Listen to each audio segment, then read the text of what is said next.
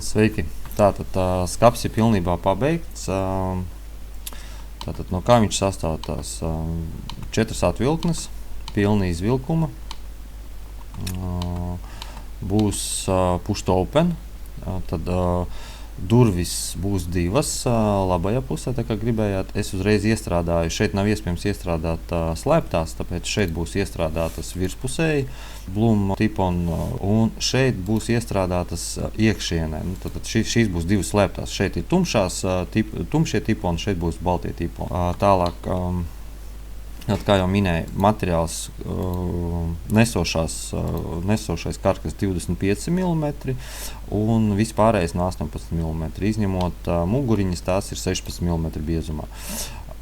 Maliņas, tātad es visur nelīmēju maliņas šeit pa perimetru, lai no sāna izskatās smuki. Būs tā, ka tā maliņa, viņa principā salaidīsies kopā ar maliņu un izskatīsies tā kā vienots materiāls.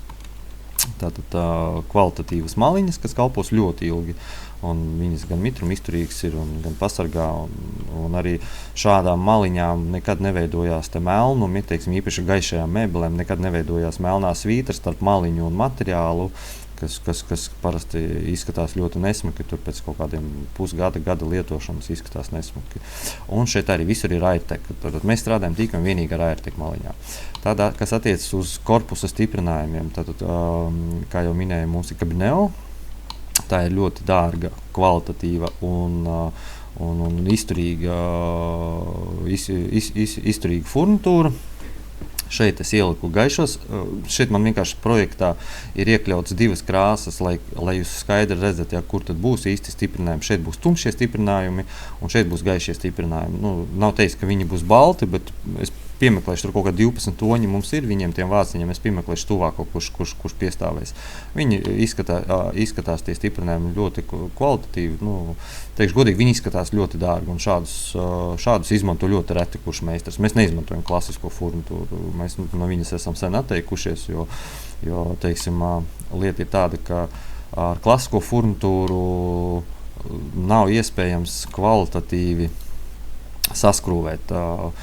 Tā iemesla dēļ, ka, teiksim, ja šeit es ielieku vienu stiprinājumu, kurš šķiesgriezumā varēs redzēt, tad šeit man ir viens stiprinājums ievietots, bet klasiskajā, jeb vecā tipa furnitūrā šeit ir jābūt 3. Tātad te iet koka dībelis, iet mēbeļu savilts un atkal koka dībelis, un tā ir uz katru.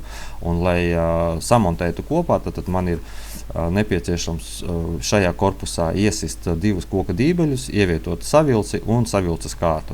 Savukārt ar šo furnitūru, principā šo skapi varēja saskrūvēt viens pats ar pielietojot divus atslēgas veidus. Tātad viena ir seškants, kas ir speciālā, ko mēs dodam līdzi. Speciālā seškants ar apaļo galviņu un krustiņa skrūvgrieznis, lai pieskrūvētu vadotnes un viras pie korpusa. Tas ir viss, kas ir nepieciešams. Tātad instrukcijas arī tiek iekļautas. Ja montāža nav nepieciešama, tad teikšu godīgi, to visu var izdarīt arī pašu spēkiem. Tā, kas vēl tāds, vēl no niansēm, plaukti, tātad šos plauktus es visu taisīju statiniskus, tātad viņi būs pieskrūvējami, viņam mainīt augstums nebūs iespējams, un ieliku parastās 2 stangas. 25 mm klasiskā stanga, bet ja nepieciešams kaut kas nopietnāks, tad varam uztaisīt nopietnāk. Kas attiecas uz furnitūras izkārtojumu?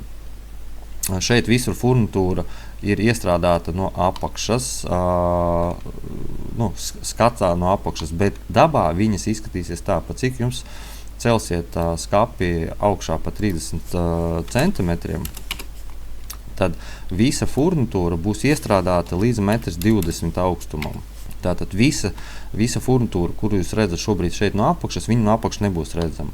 Tātad, skatoties uz skapi, šeit nebūs redzamas furnitūras, no augšpuses viņas tiks iestrādātas lejā, un skatoties uz skapi augšpusi, šeit furnitūra nebūs iestrādāta. To tehnologs vienkārši, kad taisa CNC, tad viņš vienkārši tās furnitūras iestrādā no pretējās puses. Tā, kas vēl, būs redzamas tikai šie sānos un muguriņām tās skrūves būs, tie stiprinājumi būs redzamas. Tālāk jūs minējāt, ka jūs to skapi gribat piekārt. Es gribu saprast aptuveni, tad, kad projekts tiks nodots uz ražošanu, pirms es taisu pilnos rasējumus un tehnisko dokumentāciju, lai puiši zinātu, kā viņu saražot. Es ieteiktu pateikt, kuros vietās būs stiprinājumi.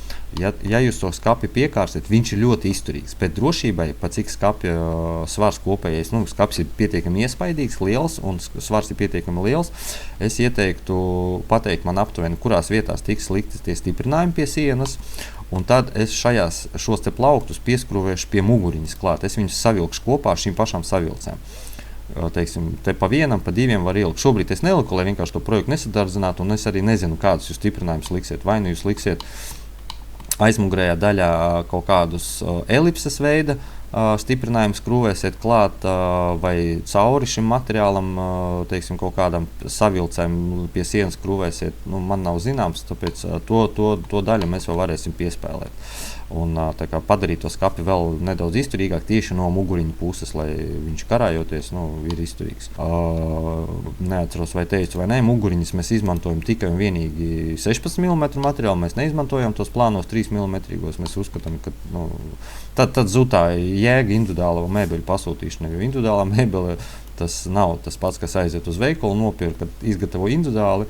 Mēs sakām, ka mēs ejam negluži pēc maksimuma, premium klase nav, bet mēs ejam maksimāli. Tad mums ir savi standarti, kur mēs nodrošinām gan garantiju, gan kalpošanas laiku, gan arī izturību. Tātad 16 mm muguriņas tas iet standartā, kā arī atvilktnēm.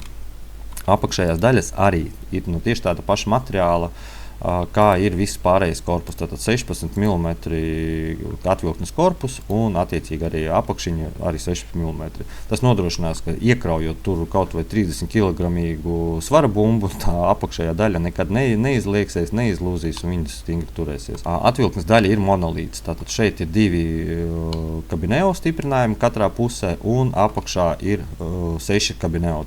Mēs neveidojam falšu paneli, mēs uzreiz, pat cik šī furnitūra ļauj ļoti kvalitatīvi pieskrūvēt klāt pie atvilktnes fasādi.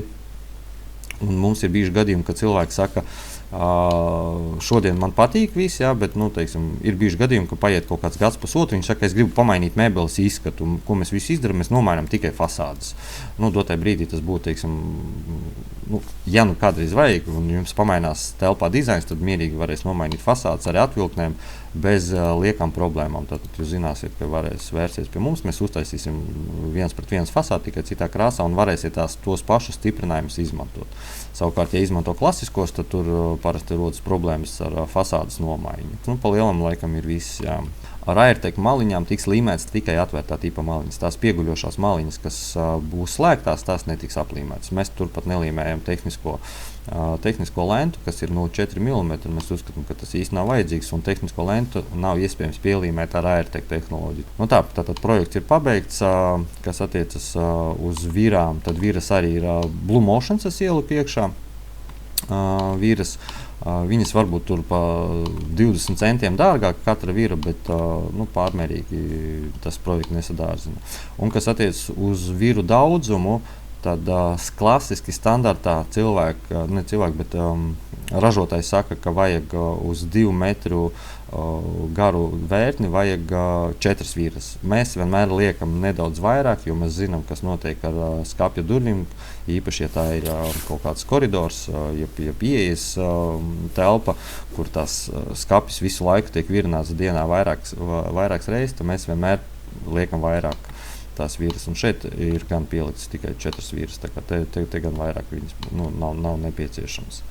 Tālūk, tātad skats ir pabeigts, izdrukāšu tūlīt pēc programmas, cik tas viss izmaksās un aizsūtīšu jums e-pastā arī pielikumā.